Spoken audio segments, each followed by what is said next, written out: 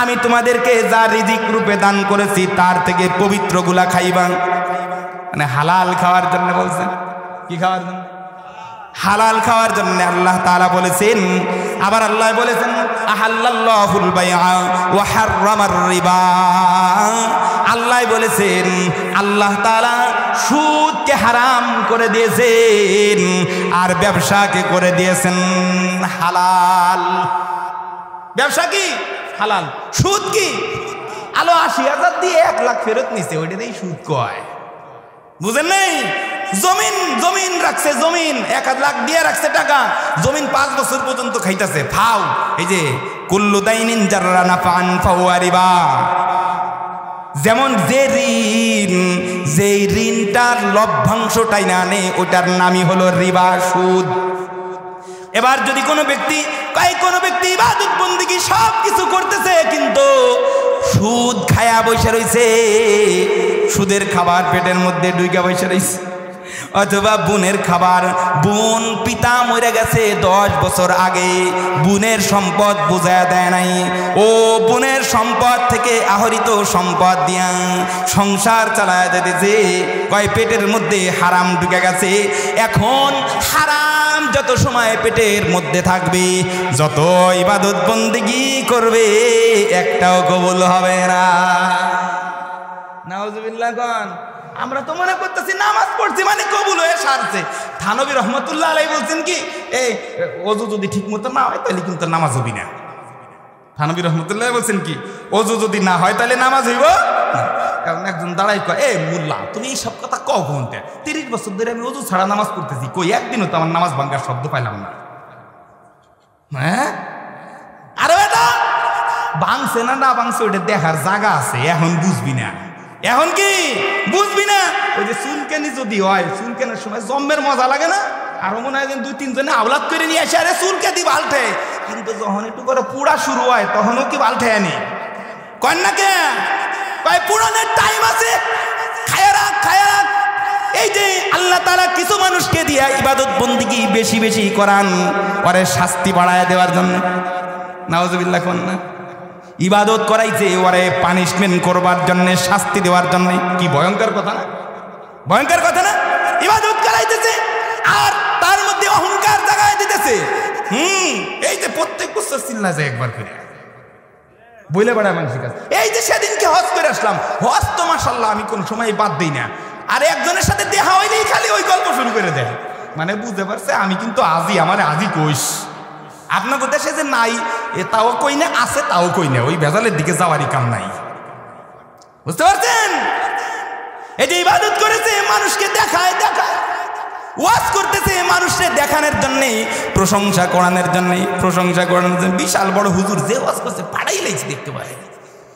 হ্যাঁ, এই যে প্রশংসা কোরআনের জন্য ইবাদত করা, ইবাদত করতেছে প্রশংসা করাবার জন্য, কয় কোরআন শরীফের তেলাওয়াত করতেছে, আল্লাহ তাআলার জন্য করা শুরু করেছিলাম, কিন্তু মানুষ দেখেছে টানটা একটু বাড়ায় দিছে, কয় সবের খাতা কাল কিয়ামতের ময়দানে যখন খোলা হবে আগ পাশ দেখবে মাঝখানে একটু ভাগা হয়ে যাবে। তাইব না সাথে? তাইব না? আল্লাহ আমাদের এই মুসিবত থেকে হেফাজত করেন। তাহলে কাউকে আল্লাহ তাআলা ইবাদত বন্দেগী করেন শাস্তি বাড়ায় দেওয়ার জন্য, কয়েকটা শাস্তি বাড়ায় দেওয়ার জন্য ইবাদত করেন। এটা বুঝবো কেমনে? ইবাদত করার পরে যদি নিজেরে একটু ভালো মানুষ মনে হয়, নিজেরে যদি কনফার্ম জান্নাতি মনে হয় যে আমি মরে গেলে জান্নাতে নিশ্চিত চলে যাব, আমার মতো এত ভালো মানুষ তো কাউরে দেখি না, আমার মতো এত বড় দানবীর তো কাউরে দেখি না, আমার মতো এত তাকওয়াওয়ালা কাউরে দেখি না, এই চিন্তা যদি কারো মধ্যে ঢুকে যায় তাড়াতাড়ি ফেরত আসো, কারণ এই চিন্তা জাগার অর্থ হলো আল্লাহ তোমারে পানিশমেন্ট করব। এমন রোগ আমাকে আছে না নাই? জোরে কয় না, আছে না নাই?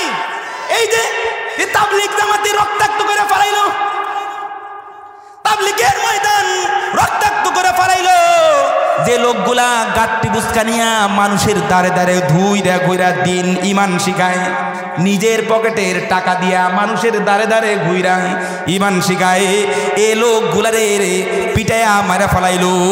কয়েক কারা মারলো? যারা নিজেদেরকে এককভাবে হক মনে করেছিল, যারা মনে করেছে আমরাই হক আর সব বাতিল, এ বাতিল বইলা মুমিন পিটা ফালাইলো। কয় এর দ্বারা বোঝা যায় অগো কপাল পুড়ছে, কপাল পুড়ছে বেটা। কারণ ইবাদত কইরা যদি নিজের খুব ভালো মনে হয় তাহলে বুঝতে হবে ওর কপাল পুড়ে গেছে।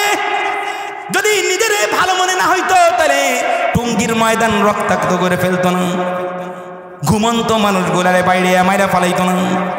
কেন মারলো? ওরা তাদের বিরোধী মতের যারা আছে তাদেরকে ওয়াজিবুল কতল মনে করে, কতল করে ফেলানো তারা বৈধ মনে করে। একটা গুনার কাজকে যখন কোনো ব্যক্তি বৈধ মনে করবে তখন এই লোকটা আর ইমানদার থাকবে না, বরং ইমানের হদ থেকে বাইর হয়ে চলে যাবে। নাউজুবিল্লাহ। এই যে তাবলীগের বাণী ইলিয়াস রহমাতুল্লাহ আলাইহি মৃত্যুর যখন সময় হয়েছে কাঁদতেছে, শুধু কান্দে না, কাঁদতেছে, থরথরে কাঁদতেছে আর কাঁদতেছে। শফি মুফতি শফি রহমাতুল্লাহ আলাইহির কাছে খবর আসলো ইলিয়াস রহমাতুল্লাহ আলাইহি কান্দে আবার কাঁদতেছে, কারণ কি একটু দেখেন খবর না। কাছে গেছে, যাইয়া দেখে যে কাঁদতেছে কাঁদতেছে, জিজ্ঞাসা করে ব্যাপার কি, এত কান্দাকাটি কাঁপাকাপি করেন কে? আলো দুনিয়া এমন একটা জায়গা, এই জায়গা মৌত ছাড়া বাইরানের কোনো রাস্তা নাই, আছে নাকি? আপনারা কেন আছে? দুনিয়া এমন একটা জায়গার নাম যেখান থেকে বাইরানের একটাই রাস্তা খোলা, সেটা হলো মৃত্যু। সেটা কি? একজনকে মৃত্যু ছাড়া আল্লাহ তাআলা উঠায় নিছিলেন, আবার দুনিয়ার মধ্যে ল্যান্ড করাবেন, এখান থেকে জান কবাজ করবেন, তারপরে রূহটারে নিয়ে নেবেন। বন্ধু এই লোকটার নাম কি? কয় টাকা যদি একবার হাতে পাওয়া যায় আর বিশুদ্ধবার আসে না। কি আসে না? এই জন্য রাসূল জিজ্ঞাসা, ওমর রাদিয়াল্লাহু তাআলা আনহু জিগান, তুমি যে তারে ভালো মানুষ কইলা, তুমি কি তার সাথে কোনো আদান প্রদান করেছো নাকি? কারণ যে লোকটা আদান প্রদানের ক্ষেত্রে ঘাবলা করে ওই লোকটা ভালো মানুষ নয়। যার মুআমালা পরিষ্কার নয় ও লোকটা 100% দিনদার নয়। কয় না হুজুর, এখনো আমি তার সাথে কোনো মুআমালা টুআমালা কিছু হয় নাই। এবার ওমর রাদিয়াল্লাহু তাআলা কয় তাহলে তুমি কি করেছো? তুমি তার সাথে প্রতিবেশীও ছিল না, তুমি তার সাথে ব্যবসা বাণিজ্যের সাথেও জড়িত নয়, তাহলে তুমি কি তার সাথে সফর করেছো নাকি? কোনো সফর টফর করছো নাকি? কারণ কি? কারণ সফর করলে মানুষের সাথে থাকা হয়, দীর্ঘ টাইম থাকলে মেকআপ করা স্বভাব দীর্ঘ সময় থাকে না, আসল টুক বাইরে যায়। বুঝেন না?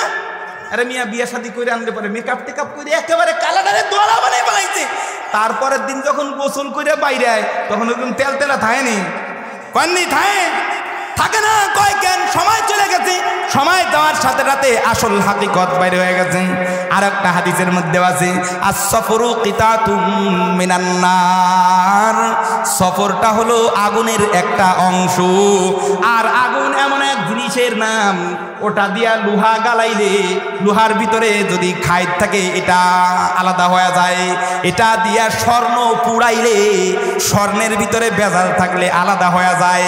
কয় ঠিক এমন সফর এমন এক জিনিসের নাম, কারো সাথে যদি লম্বা চওড়া সফর করে তাহলে তার চরিত্রের মধ্যে কোন ধরনের ঘাবলা আছে সব কিছু বাইরে যায়।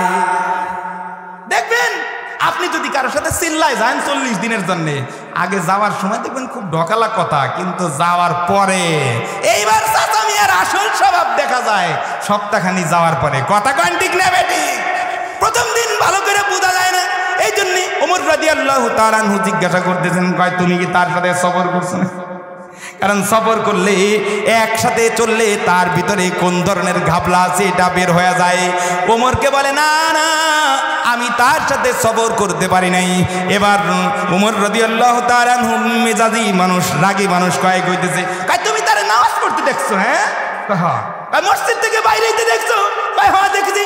কয় একজন মানুষ যদি শুধুমাত্র মসজিদে যায় নামাজ পড়ে, ওরে একজন মানুষ যদি মসজিদে যায় নামাজ পড়ে আর বের হয়, কয় কশিন কালেও এর দ্বারা 100% দিনদার হইতে পারে না। কারণ কি? কারণ মসজিদে যায় তো জুতা চোর নামাজ পড়ে, মসজিদে যায় তো বোনের সম্পত্তি মাইরে দিছে, সেও তো নামাজ পড়ে।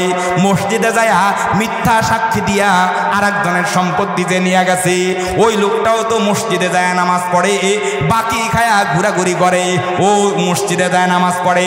এমনকি যার ঈমান নাই কিন্তু সে নিজেও জানে না এই লোকটাও মসজিদে যায় নামাজ পড়ে। তাই শুধু মসজিদে যায় নামাজ পড়লেই কি হবে? হ্যাঁ, মসজিদে নামাজ পড়লেই কি একজন মানুষ দিনদার হয়ে যায়?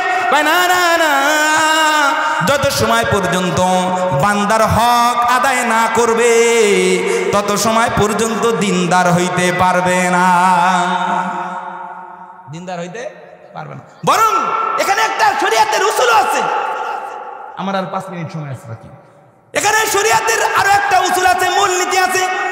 সেটা মূলনীতি হলো কি? কয় হুকুকুল ইবাদি মুকদ্দামুন আলা হুকুকিল্লাহ।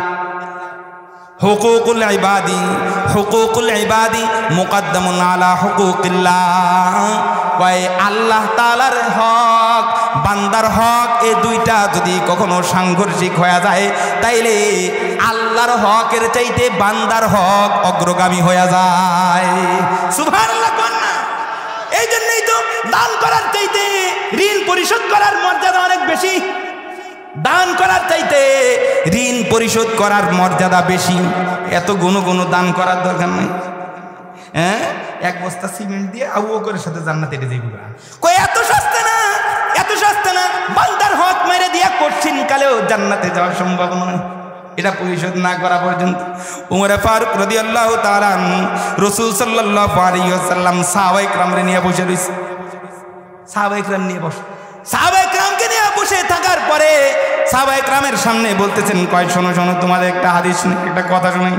যদি কোনো ব্যক্তি আল্লাহর দ্বীন প্রতিষ্ঠা করবার জন্য শাহাদাত বরণ করে তাহলে আল্লাহ তাআলা তার পিছনের জিন্দেগির সব গুনাহ ক্ষমা করে দেয়। সুবহানাল্লাহ, জোরে কোন।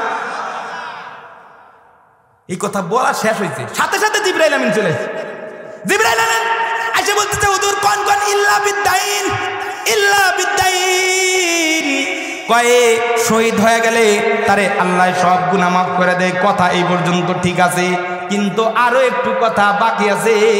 সেটা হলো ঋণ যেন না থাকে। কারণ ঋণ যদি কারো বাকি থাকে তাহলে এই ঋণ না দেওয়া পর্যন্ত শহীদ হইয়া মরে গেলেও আল্লাহ তার গুনাহ মাফ করবে না। এই জন্যই তো বান্দার হক আর আল্লাহর হক যদি কখনো সাংঘর্ষিক হয়ে যায়, বান্দাকে আল্লাহ তাআলা প্রাধান্য দেওয়ার জন্য বলেছেন। আপনি মাসআলা বলে দিয়ে যাই, মনে করেন ঘরের মধ্যে কোনো স্ত্রী অসুস্থ অবস্থায় পড়ে রয়েছে, তার সেবা শুশ্রূষা করবার জন্য যদি বাড়িতে কোনো মানুষ না থাকে, একজনই মাত্র স্বামী বাড়িতে আছে, আর কেউ নাই, ওদিকে মসজিদের মধ্যে আজান হয়ে গেছে। কয় আজান দিলে জামাতের সাথে নামাজ পড়াটা আল্লাহ তাআলার হক। পুরুষ মসজিদে যায় জামাতের সাথে নামাজ আদায় করবে।